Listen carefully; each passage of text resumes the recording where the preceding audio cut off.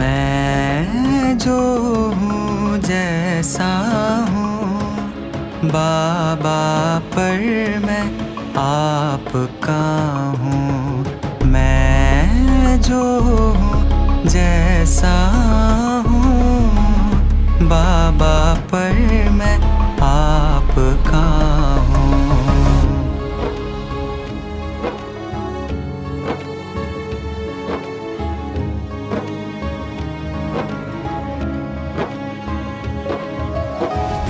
भावनाओं के जाल में कभी कभी उलझ जाता हूँ।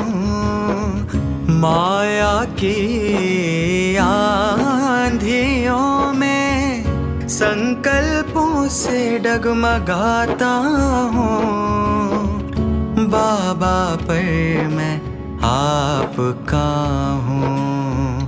बाबा, पर मैं आपका हूँ।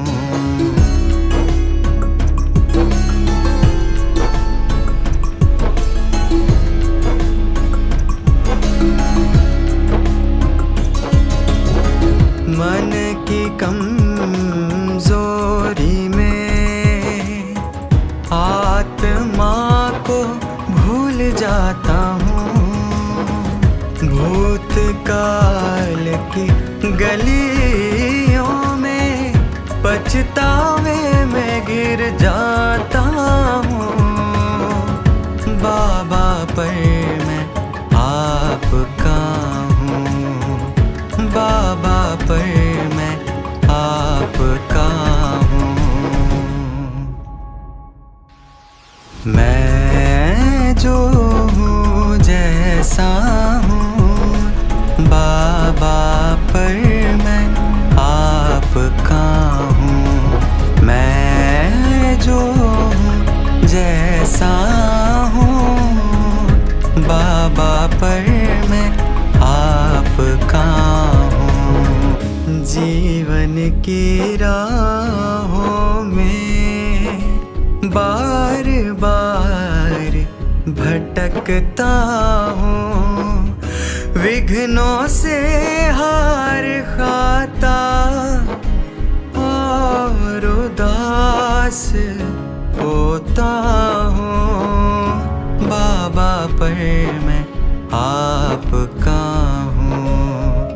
बाबा, पर मैं आपका हूँ। मैं जो हूँ जैसा हूँ बाबा, पर मैं आपका हूँ।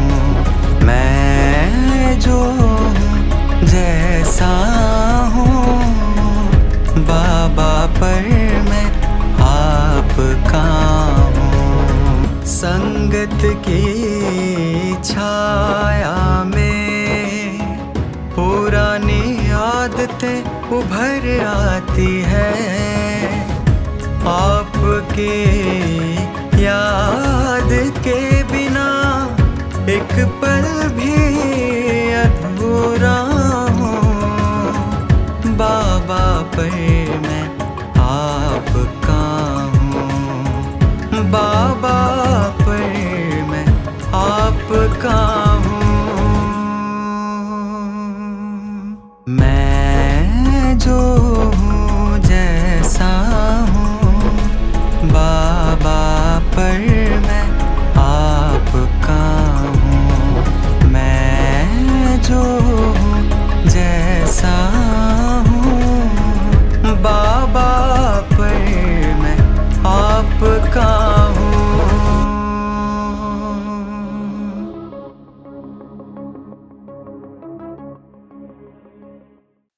ஓம் சாந்தி 16/7/2025. பாபா நான் உங்களுடையவன் என்ற பட்டியில் இன்று 16வது நாள். அவ்யக்த வாணியின் தேதி 14/12/1985. தலைப்பு தற்சமயத்தின் இந்த வாழ்க்கைதான் எதிர்காலத்தை பிரதிபலிக்கும் கண்ணாடி. மதுபன் நிவாசிகளுடன் சந்திப்பு. இன்று உலகை படைப்பவர் தந்தை தன்னுடைய மாஸ்டர் படைப்பவர் குழந்தைகளை பார்த்து கொண்டிருக்கின்றார். மாஸ்டர் படைப்பவர் தன்னுடைய படைப்பு தன்மையின் நினைவில் எந்தளவு இருக்கிறார்கள் என்பதை பார்த்து கொண்டிருந்தார். படைப்பவர் உங்கள் அனைவருடைய முதல் படைப்பு இந்த உடல். இந்த உடல் என்ற படைப்பின் படைப்பவராக எந்த அளவு ஆகியிருக்கிறார்கள்? உடல் என்ற படைப்பு எப்பொழுதாவது படைப்பவரை தன் பக்கம் ஈர்த்து படைப்பு தன்மையை மறக்க வைத்து விடுவதில்லையே. எஜமானனாகி இந்த படைப்பை சேவையில் ஈடுபடுத்துகிறீர்களா? இப்பொழுது விரும்புகிறீர்களோ அப்பொழுது எஜமானன் ஆகி செய்ய முடியுமா? முதலில் இந்த உடலின் எஜமான தன்மையின் பயிற்சிதான் இயற்கையின் அதிபதியாக மற்றும் உலகின் அதிபதியாக ஆக்க முடியும். ஒருவேளை உடலின் எஜமான தன்மையில் சம்பூர்ண வெற்றி இல்லை என்றால் உலகின் எஜமான தன்மையிலும் சம்பன்னமாக ஆக முடியாது. தற்சமயத்தின் இந்த வாழ்க்கை எதிர்காலத்தை காண்பிக்கும் கண்ணாடி. இதே கண்ணாடி மூலம் தன்னுடைய எதிர்காலத்தை தெளிவாக பார்க்க முடியும். முதலில் இந்த உடலின் சம்பந்தம் மற்றும் சம்ஸ்காரத்தின் அதிகாரி ஆவதின் ஆதாரத்தில்தான் எஜமான தன்மையின் சம்ஸ்காரம் இருக்கும். சம்பந்தத்தில் விலகியிருந்து அன்பான நிலை வருவதுதான் எஜமான தன்மையின் அடையாளம். சம்ஸ்காரங்களில் படைப்பது மற்றும் பணிவாக இருப்பது என்ற இந்த இரண்டு விசேஷங்களும் எஜமான தன்மையின் அடையாளம். மேலும் அனைத்து ஆத்மாக்களின் தொடர்பில் வருவது, அன்பானவர் ஆவது, உள்ளத்தின் அன்பின் ஆசீர்வாதம், அதாவது சுப பாவனை அனைவரின் மனதிலிருந்தும் அந்த ஆத்மாவிற்காக வெளியாக வேண்டும். தெரிந்திருந்தாலும் தெரியாமல் இருந்தாலும், தூரத்து உறவு மற்றும் தொடர்பு இருந்தாலும், யாரை பார்த்தாலும் அன்பின் காரணமாக இவர் நம்முடையவர் என்றேதான் அனுபவம் செய்ய வேண்டும். அன்பின் அறிமுகத்தினால் தன்னுடையவர் என்று அனுபவம் செய்வார். சம்பந்தம் தூரத்தினுடையதாக இருந்தாலும் அன்பு சம்பன்னத்தை அனுபவம் செய்விக்கும். உலகின் அதிபதி மற்றும் உடலின் அதிபதியின் பயிற்சி உள்ள ஆத்மாக்களுக்கு இந்த விசேஷமும் அனுபவத்தில் வரும். அவர் யாருடைய தொடர்பில் வந்தாலும் அவருக்கு அந்த விசேஷ ஆத்மாவிடமிருந்து வள்ளல் தன்மையின் மற்றும் சாந்தி, அன்பு, ஆனந்தம், குஷி, சகயோகம், தைரியம், உற்சாகம், ஊக்கம், ஏதாவது விசேஷத்தின் வள்ளல் தன்மையின் அனுபவமாகும். சதா விசால புத்தி, விசால உள்ளம், அதைதான் நீங்கள் பெரிய மனமுடையவர் என்று கூறுகிறீர்கள் என்பது அனுபவம் ஆகும். இப்பொழுது இந்த அடையாளங்கள் மூலம் நான் என்ன ஆகுபவன் என்று தன்னைத்தானே சோதனை செய்யுங்கள். கண்ணாடி அனைவரிடமும் இருக்கிறதா? எந்த அளவு தானே தன்னை தெரிந்து கொள்ள முடியுமோ அந்த அளவு மற்றவர்கள் தெரிந்து கொள்ள முடியாது. எனவே தன்னை தெரிந்து கொள்ளுங்கள். நல்லது, இன்றோ சந்திப்பதற்காக வந்திருக்கிறோம். இருந்தும் அனைவரும் வந்திருக்கிறீர்கள் என்றால் பாப் தாதாவிற்கும் அனைத்து குழந்தைகள் மீதும் அன்பின் மற்றும் மரியாதையையும் வைக்க வேண்டியதாக இருக்கிறது. எனவேதான் ஆன்மீக உரையாடல் செய்தோம். மதுபனை சேர்ந்தவர்கள் தங்களுடைய அதிகாரத்தை விடுவதில்லை. இருந்தும் அருகாமையில் அமர்ந்திருக்கிறீர்கள். அநேக விஷயங்களிலிருந்து கவலையற்றவராகி அமர்ந்திருக்கிறீர்கள். யார் வெளியில் இருக்கிறார்களோ அவர்களுக்கு இருந்தாலும் கடுமையாக உழைக்க வேண்டியதாக இருக்கிறது. சம்பாதிக்க வேண்டும் மற்றும் சாப்பிட வேண்டும் என்ற இது ஒன்றும் குறைந்த உழைப்பு இல்லை. மதுபனில் சம்பாதிக்க வேண்டும் என்ற கவலையோ இல்லைதான், இல்லையா? குடும்பத்தில் இருப்பவர்களுக்கு சகித்து கொள்ளவும் வேண்டியதாக இருக்கிறது, எதிர்நோக்கவும் வேண்டியதாக இருக்கிறது. அன்னப்பறவை கொக்குகளின் மத்தியில் இருந்து கொண்டு தன்னுடைய முன்னேற்றத்தை செய்து முன்னேறி சென்று கொண்டிருக்கிறார்கள். ஆனால் நீங்களோ பல விஷயங்களிலிருந்து இயல்பாகவே விலகி இருப்பவராக ஆகியிருக்கிறீர்கள். சௌகரியமாக இருக்கிறீர்கள், சௌகரியமாக சாப்பிடுகிறீர்கள் மற்றும் ஓய்வும் எடுத்துக்கொள்கிறீர்கள். வெளியுலகத்தில் அலுவலகங்களுக்கு செல்பவர்கள் பகலில் ஓய்வு எடுப்பார்களா என்ன? இங்கோ உடலுக்கும் ஓய்வு இருக்கிறது என்றால் புத்திக்கும் ஓய்வு இருக்கிறது. அம்மாதிரி மதுபன் நிவாசிகளின் நிலை அனைவரையும் விட நம்பர் ஒன்னாக ஆக ஆகிவிட்டது இல்லையா? ஏனென்றால் ஒரே ஒரு வேலைதான் இருக்கிறது. படிக்கிறீர்கள் என்றாலும் தந்தை செய்வித்துக் கொண்டிருக்கிறார். சேவை செய்கிறீர்கள் என்றாலும் அது யக்ஞ சேவை. எல்லைக்கப்பாற்பட்ட தந்தையின் இது எல்லைக்கப்பாற்பட்ட வீடு. ஒரே விஷயம், ஒரே காரியம், வேறு எதுவும் இல்லை. என்னுடைய சென்டர் என்ற இதுவும் இல்லை. இது என்னுடைய பொறுப்பில் இருக்கிறது என்பதும் இருக்க வேண்டாம். மதுபன் நிவாசிகளுக்கு பல விஷயங்களில் சுலபமான முயற்சி மற்றும் சுலபமான பிராப்தி இருக்கிறது. நல்லது.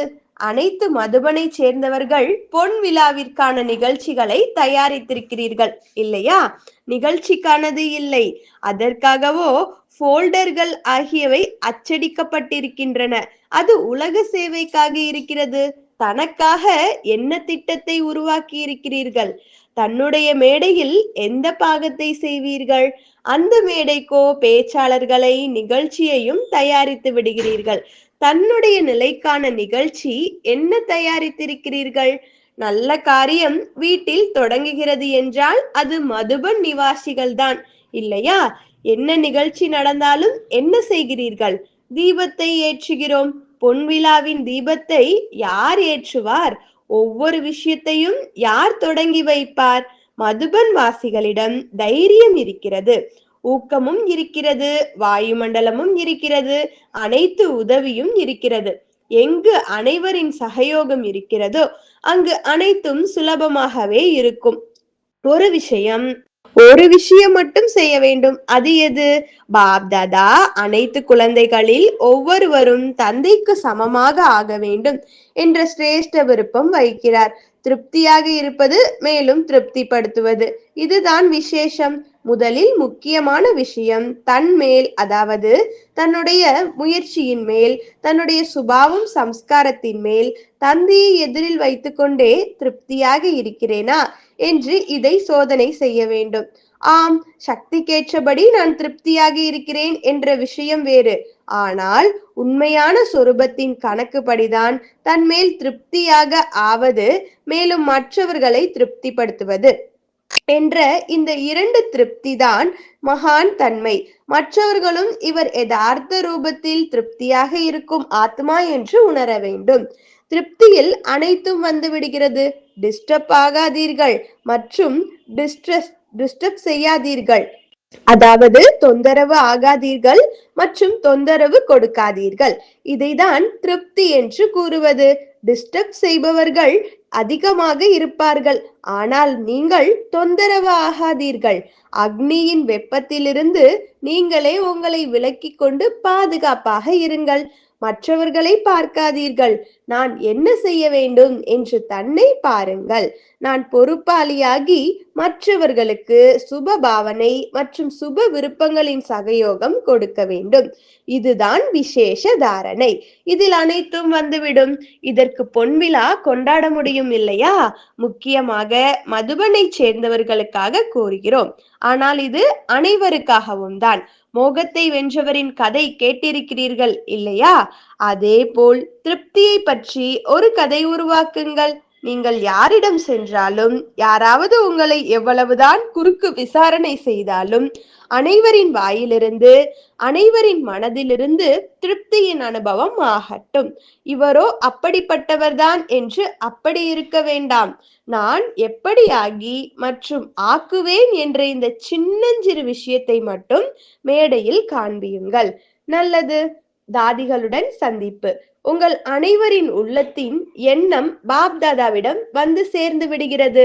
இத்தனை சிரேஷ்ட ஆத்மாக்களின் சிரேஷ்ட எண்ணம் இருக்கிறது என்றால் நடைமுறை ரூபத்திலும் கண்டிப்பாக இருக்கும். மிக நல்ல திட்டங்களை உருவாக்கி இருக்கிறீர்கள். மேலும் இந்த திட்டம்தான் அனைவரையும் தெளிவானவர்களாக ஆக்கிவிடும். முழு உலகத்தில் விசேஷ ஆத்மாக்களின் சக்தியோ ஒன்றே ஒன்றுதான். வேறு எங்கேயும் இந்த மாதிரி விசேஷ ஆத்மாக்களின் சபை இல்லை. இங்கு கூட்டத்தின் சபையின் சக்தி விசேஷமானது.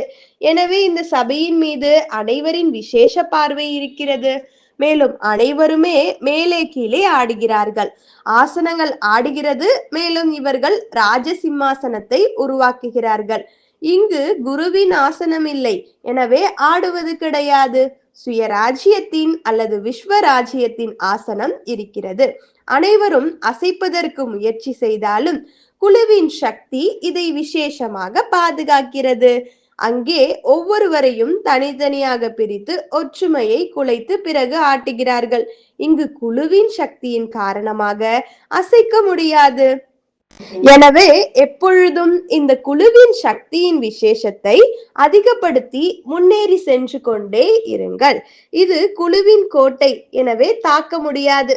வெற்றியோ ஏற்கனவே நிச்சயிக்கப்பட்டது. மீண்டும் அதே போல் செய்ய வேண்டும், அவ்வளவுதான். யார் அதே மாதிரி செய்வதில் திறமைசாலியாக ஆகுகிறார்களோ அவர்தான் வெற்றி அடைந்தவராகி மேடையில் பிரசித்தியாகி விடுவார். குழுவின் சக்திதான் வெற்றிக்கான விசேஷ ஆதார சொரூபம். இந்த குழுதான் சேவையின் வளர்ச்சியில் வெற்றியை பிராப்தி செய்வித்தது. பாலனைக்கான பிரதிபலனை தாதிகள் மிக நன்றாக கொடுத்தார்கள். குழுவின் சக்திக்கான ஆதாரம் என்ன? மரியாதை கொடுப்பதுதான் மரியாதை பெறுவது. இந்த பாடம் மட்டும் உறுதியாக இருக்க வேண்டும். கொடுப்பதுதான் பெறுவது, பெறுவது பெறுவதல்ல. பெறுவது என்றால் இழப்பது, கொடுப்பது என்றால் பெறுவது. யாராவது கொடுத்தார்கள் என்றால் கொடுப்பேன். இது வியாபாரம் இல்லை, இதுவோ வள்ளலாவதற்கான விஷயம். வள்ளல் பெற்றுக்கொண்டு பிறகு கொடுப்பதில்லை, அவரோ கொடுத்து கொண்டே இருப்பார். எனவேதான் இந்த குழு வெற்றி அடைந்திருக்கிறது. ஆனால் இப்பொழுது கங்கணம் தயாராகி இருக்கிறது, மாலை தயாராகவில்லை, வளர்ச்சி அடையவில்லை என்றால் யார் மீது ராஜ்யம் செய்வீர்கள்? இப்பொழுதோ வளர்ச்சியின் பட்டியலில் குறை இருக்கிறது. 9 லட்சமோ இன்னும் தயாராகவில்லை. எந்த விதி மூலமாகவும் கிடைக்கத்தான் செய்யும் இல்லையா? விதி மாறிக்கொண்டே இருக்கும். முன்பு உடலில் இருப்பவரை வியக்தமாக சந்தித்தீர்கள், மேலும் இப்பொழுது அவ்வியக்தமாக சந்தித்துக் கொண்டிருக்கிறீர்கள். விதி மாறிவிட்டது இல்லையா? இன்னும் வரும் நாட்களில் விதி மாறிக்கொண்டே இருக்கும். வளர்ச்சிக்கு ஏற்றபடி சந்திப்பதற்கான விதியும் மாறிக்கொண்டே இருக்கும். நல்லது. பார்ட்டிகளுடன் சந்திப்பு. எப்பொழுதும் தன்னுடைய குணஸ்வரூபம் மூலமாக குணங்களை தாரணை செய்து கொண்டே இருங்கள்.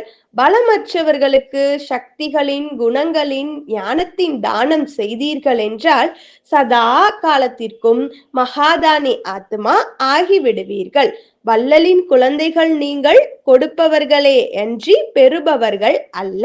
ஒருவேளை இவர் இப்படி செய்தார் என்றால் நான் செய்வேன் என்று நினைக்கிறீர்கள் என்றால் இது பெறுபவராக ஆகிவிட்டது. நான் செய்ய வேண்டும், இது கொடுப்பவராக ஆகிவிட்டது. எனவே தேவதா ஆகுங்கள், பெறுபவராக ஆகாதீர்கள். லேனேவாலா ஆகாதீர்கள். என்னென்ன கிடைத்திருக்கிறதோ அதை கொடுத்து கொண்டே இருங்கள். எந்த அளவு கொடுத்து கொண்டே இருப்பீர்களோ அந்த அளவு அது வளர்ந்து கொண்டே இருக்கும். நீங்கள் எப்பொழுதும் தேவி, அதாவது கொடுப்பவர்கள். நல்லது. மிக அதிகமாக கேட்டிருக்கிறீர்கள். இறுதியில் கணக்கை பாருங்கள். எவ்வளவு கேட்டிருக்கிறோம்? கேட்பது மற்றும் செய்வது இரண்டும் சேர்ந்தே இருக்கிறதா, அல்லது கேட்பதிலும் மற்றும் செய்வதிலும் வித்தியாசம் ஏற்பட்டிருக்கிறதா? எதற்காக கேட்கிறீர்கள்? செய்வதற்காக தான் இல்லையா? கேட்பது மற்றும் செய்வது எப்பொழுது சமமாகிவிடுமோ அப்பொழுது என்னவாகிவிடும்? சம்பன்னம் ஆகிவிடுவீர்கள் இல்லையா? முதலில் சம்பூர்ண நிலையின் உதாரணமாக யாராவீர்கள்? நீங்கள் ஒவ்வொருவரும் நான் ஆவேன் என்று ஏன் கூறுவதில்லை? இதிலோ முதலில் செய்பவர் அர்ஜுனன். எப்படி தந்தை தன்னை பொறுப்பாளராக்கினார், அதே போல் யார் பொறுப்பாளர் ஆகிறார்களோ அவர் அர்ஜுனன் ஆகிவிடுகிறார். அதாவது முதல் எண்ணில் வந்து விடுகிறார். நல்லது. யார் ஆகிறார்கள் என்று பார்க்கலாம். பாப்தாதாவோ குழந்தைகளை அம்மாதிரி பார்க்க விரும்புகிறார்.